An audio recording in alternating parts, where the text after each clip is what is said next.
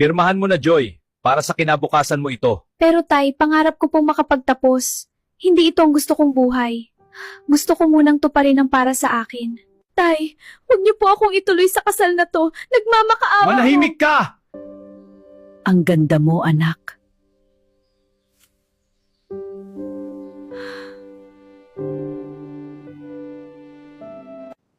Joy, asawa na kita.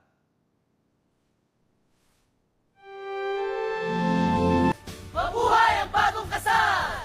Salamat sa inyong lahat!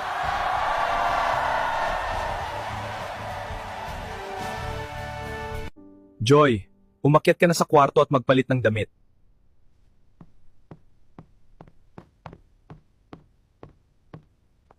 Bakit ka nagulat, Joy? Asawa na kita kaya gawin ko ang gusto kong gawin sa'yo. Ikaw ang bayad ng ama mo kaya akin ka!